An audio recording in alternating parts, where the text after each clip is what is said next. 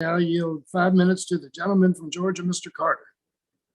Thank you, Mr. Chairman, and thank you, Mr. Swagel, for being here. I want to build off what some of my colleagues have been talking about the deficit.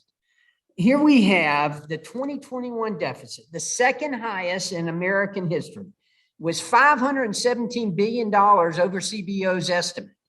Yet the Biden administration is trying to tout this as a deficit reduction. I mean, honestly and sincerely and seriously, do you think we're stupid?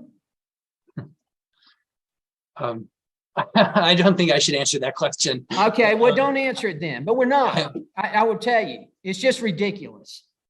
You know, here we have the $2.78 trillion deficit, that it's almost 3 times the average $1 trillion 10-year average deficit. And yet they're saying it's a deficit reduction. It just baffles me that someone could possibly even think that or say that. But let me ask you this: what was the largest contributor to the deficit growth between last year's projection and this year's? There was some new legislation that was enacted. It was both the Investment Infrastructure and Jobs Act, and then the FY22 appropriations that were passed earlier this year. And so that was new spending. Some of that shows up this year, and that was offset by increased revenues, and then of course the pandemic-related spending that fell away.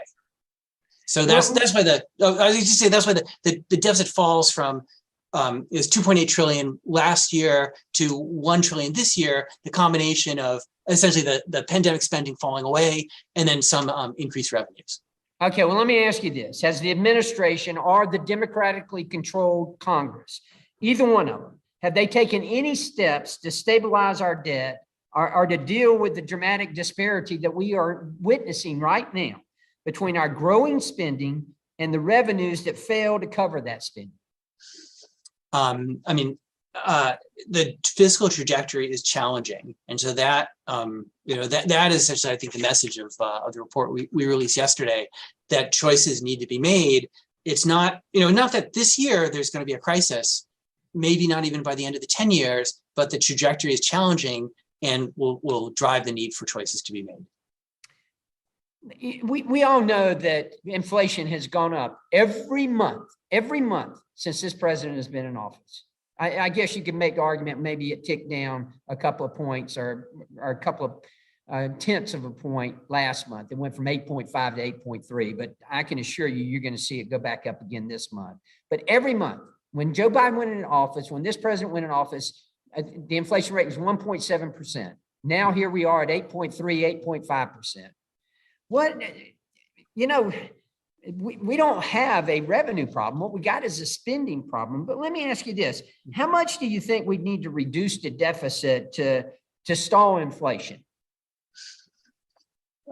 So of course some of that is in the works with the reduction in the falling off of pandemic related spending, and the amount instances of contractionary impulse that's needed to reduce inflation. It's going to depend on the success of the Fed's efforts and also on the supply constraints falling away. So it's not clear. I can't give you a single number of what needs to be done on the fiscal side because it depends on the Fed and on what happens with the supply side. Let me ask you something. Inflation was at 7% in 2021, and it was at 8.3% over the last 12 months, and it's running at an 11% pace so far this year. The last time we experienced this kind of inflation, the effective interest rate on the debt was 10.8%. How does that limit our ability to reduce our debt? No, it's an important challenge that as interest rates go up, given the increase in the debt level, that means that net interest outlays will rise as a share of the budget and a share of the economy. And that is going to crowd out other things or require action to raise revenues. And so we have a pretty moderate increase in interest rates, and that already has a pretty substantial rise in spending to service the debt.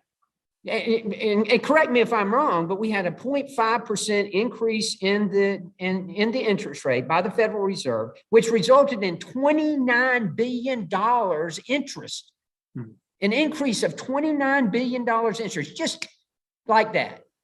Right. And don't think that the interest rate isn't going to go up again. It's probably going to go up 2 or 3 more times at that rate. And how much is that going to cost us?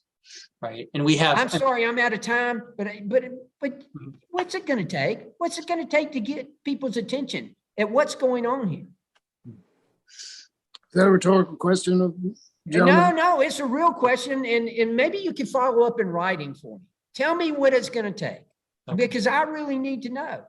Mr. Chairman, I appreciate your indulgence and I yield Sure. back.